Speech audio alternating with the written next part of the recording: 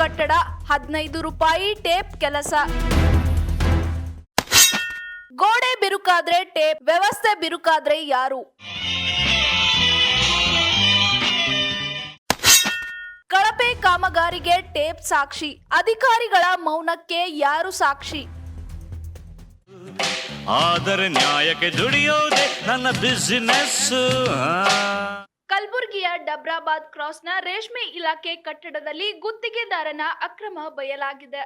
ಬಿರುಕು ಬಿಟ್ಟ ಗೋಡೆಗಳಿಗೆ ಟೇಪ್ ಅಂಟಿಸಿ ಪ್ಲಾಸ್ಟರಿಂಗ್ ಮಾಡಿರುವ ದೃಶ್ಯ ಬೆಳಕಿಗೆ ಬಂದಿದೆ. 15 ಕೋಟಿ ವೆಚ್ಚದ ರೇಷ್ಮೆ ಇಲಾಖೆ ಕಟ್ಟಡದ ಗೋಡೆಗಳು ಕಾಮಗಾರಿ ಮುಗಿಯುವ ಮುನ್ನವೇ ಬಿರುಕು ಬಿಟ್ಟಿವೆ. ಗುತ್ತಿಗೆದಾರ ಬಿರುಕಿನ ಮೇಲೆ ಟೇಪ್ ಅಂಟಿಸಿ ಪ್ಲಾಸ್ಟರ್ ಮಾಡಿದ್ದಾನೆ. ಕಳಪೆ ಮಟೀರಿಯಲ್ಸ್ ಬಳಸಿದ ಆರೋಪ ಕೇಳಿ ಬಂದಿದೆ. ಪಿಡಬ್ಲ್ಯೂಡಿ ಅಧಿಕಾರಿಗಳ ಸಾಥ್ ಇದೆಯಾ ಎಂಬ ಅನುಮಾನ ವ್ಯಕ್ತವಾಗಿದೆ. ಕೋಟ್ಯಾಂತರ ರೂಪಾಯಿ ವೆಚ್ಚದ ಕಾಮಗಾರಿಯಲ್ಲಿ ಇಷ್ಟೊಂದು ನಿರ್ಲಕ್ಷ್ಯ ಹೇಗೆ ಸಾಧ್ಯ? ಪಿಡಬ್ಲ್ಯೂಡಿ ಅಧಿಕಾರಿಗಳು ಸ್ಥಳಕ್ಕೆ ಭೇಟಿ ನೀಡದೆ ಬಿಲ್ ಪಾಸ್ ಮಾಡಿದ್ದಾರಾ? ಗುತ್ತಿಗೆದಾರನಿಗೆ ಅಧಿಕಾರಿಗಳೇ ಸಾಥ್ ನೀಡಿದ್ರಾ ಎಂಬ ಪ್ರಶ್ನೆಗಳು ಸಾರ್ವಜನಿಕ ವಲಯದಲ್ಲಿ ಉದ್ಭವವಾಗಿವೆ. ಸರ್ಕಾರದ ಹಣ ಪೋಲಾಗುತ್ತಿದ್ದರೂ ಸಂಬಂಧಪಟ್ಟ ಅಧಿಕಾರಿಗಳು ಮೌನವಾಗಿರುವುದು ಹಲವು ಅನುಮಾನಗಳಿಗೆ ಎಡೆಮಾಡಿಕೊಟ್ಟಿದೆ. ಈ ಬಗ್ಗೆ ಉನ್ನತ ಮಟ್ಟದ ತನಿಖೆಯಾಗಬೇಕು ಎಂದು ಸಾರ್ವಜನಿಕರು ಆಗ್ರಹಿಸಿದ್ದಾರೆ.